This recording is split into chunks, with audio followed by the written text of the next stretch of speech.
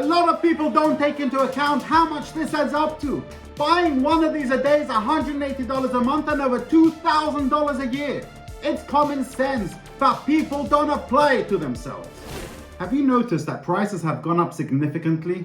You may reply to this question with obviously, and rightfully so. To compare prices from less than 5 years ago to now, there's been an enormous increase in pricing. But why? The COVID pandemic caused a shock to the world economy, disrupting supply chains and contributing to major delays in shipping.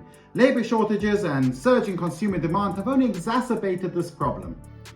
With many items in short supply, the cost of shipping going up, inflation rampant, and interest rates rising all over the world, all economists are predicting a recession that has everyone on their toes. In this video, I'll go over what a recession is, why one is coming, and lastly, how to prepare for one. Hi everybody, my name is Charlie Himes, and every week I put out a video of a business idea you can start with little or no money. So hit that subscribe button and make sure to press the bell icon, or you may miss a video of a business idea that might be right for you. To begin with, let's define what a recession is. Economists define a recession as a period of economic decline, 2 consecutive quarters of negative gross domestic product, GDP. And that's due to a lack of consumer spending. And that's us. We don't buy as much as we used to. And notice I use the word buy and not spend. That's us. We don't buy as much as we used to, because today we can buy less than we used to and yet spend more. So what happens? In response, businesses cut costs and lay off employees, causing some businesses to declare bankruptcy. My definition gives a very brief reason why a recession happens. But in terms of why there is one incoming, economists are unsure but attribute it to the rise of inflation during the COVID pandemic. Some American economists argue that the $5 trillion stimulus package sent to its citizens is now causing issues. Due to the lack of work from lockdowns and thus lack of income, the COVID pandemic caused consumers' demand for shopping to decline significantly. With the stimulus package, consumers were able to buy products once again.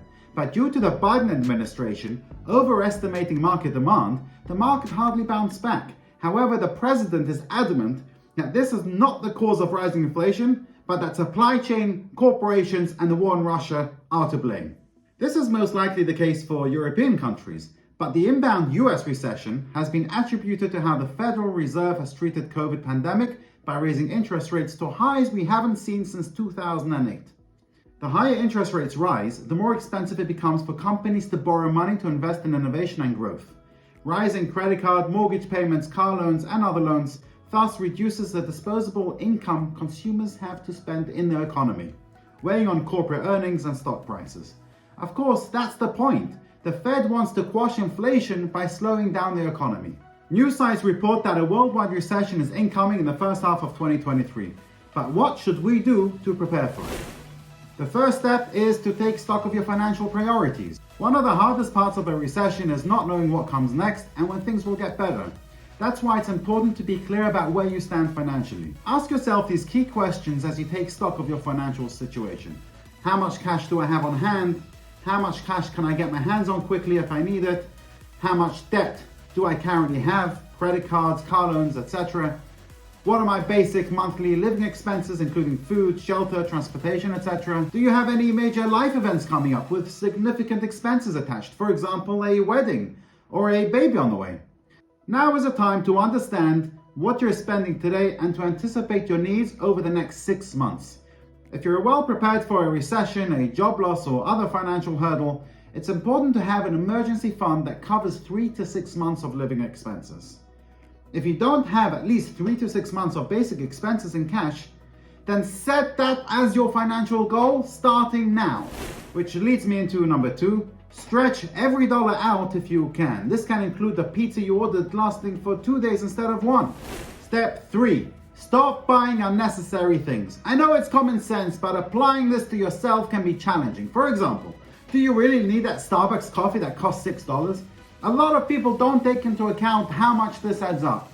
Buying one of these a day is $180 a month and over $2,000 a year. It's common sense, but people don't apply it to themselves. The 4th step is to cut back on credit card spending due to interest rates. Again, common sense.